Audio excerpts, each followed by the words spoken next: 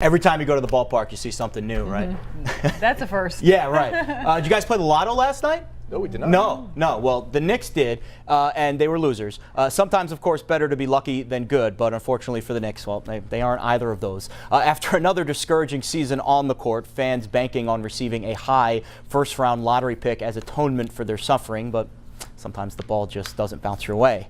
Well, Cheryl, there's not an empty seat in the house tonight. I just got the final number, 15,795 people. That's a sellout here at the Barclays Center, and it's also more than the Islanders get for some of their games. So certainly a raucous crowd here for the 44th annual FDNY versus NYPD charity hockey game. Now, before the game started, as you would expect, some very touching tributes to those who have fallen in the line of duty. Well, there's been a changing of the guard in the Bronx for the past week. First, the trade departures of Aroldis Chapman, Andrew Miller, and Carlos Beltran. Then the retirement of Mark Teixeira.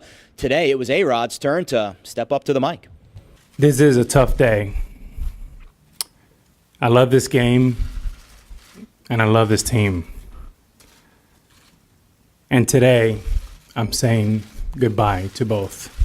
Alex's farewell tour will last just a few days. The Yankees granted A-Rod his unconditional release on Sunday. His last game in pinstripes will be Friday at Yankee Stadium.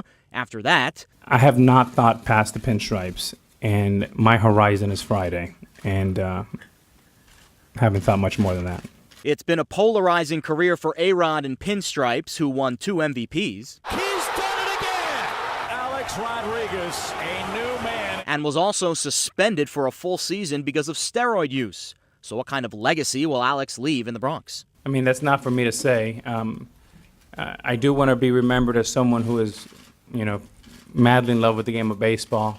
And I'm going to be hopefully remembered for someone who tripped and fell a lot, but someone that kept getting up. Well, I'm wearing this 2009 ring right here.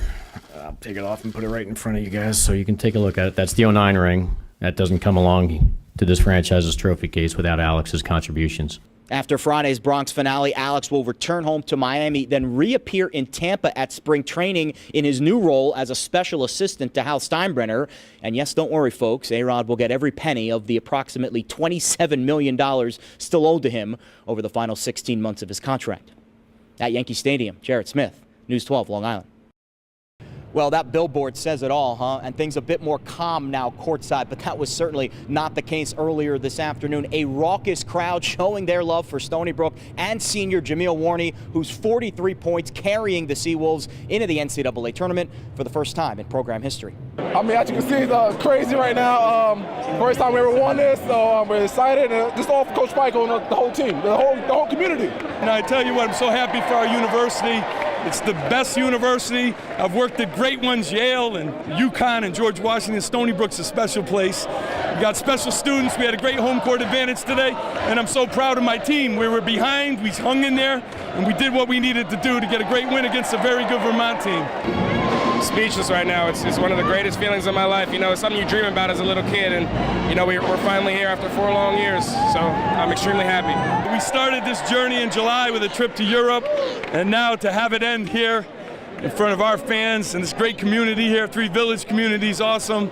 And, it's a lot of hard work and a lot of sacrificing, but boy, it's worth it. And that journey will now continue for Stony Brook. The selection committee will decide their fate on Sunday, but it's likely the Seawolves will be an underdog in their opening round tourney matchup next week. But for now, to the victor go the spoils.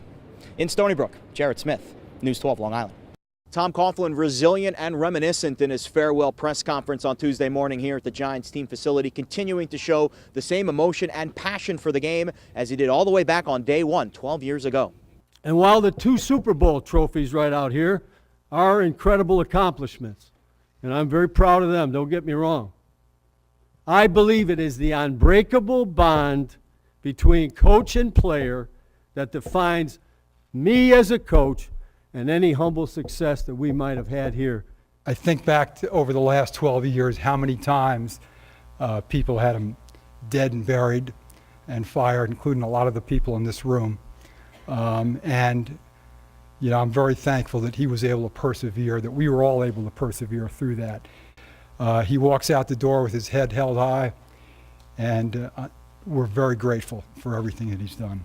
Now, General Manager Jerry Reese also spoke this morning. He took full responsibility for the Giants' disappointing season, and a lot of the rhetoric coming from the GM was about improving the defense, something that Reese is going to be tasked with during the offseason in addition to finding a replacement for Tom Coughlin. If you asked Eli Manning who the new coach should be, well, he's already in the building. Eli went on Sports Talk Radio yesterday and lobbied for offensive coordinator Ben McAdoo to get the opening. Now, John Mara also confirmed today that McAdoo, along with defensive coordinator Steve Spagnuolo, will both be interviewed for the job. Mara also confirming that he asked Tom Coughlin to stay in an advisor role with the organization, and Tom's going to take a few days to think about that. He does expect to stay in football, though, in some capacity. That's the story here in East Rutherford. Jared Smith, Files 1 Sports.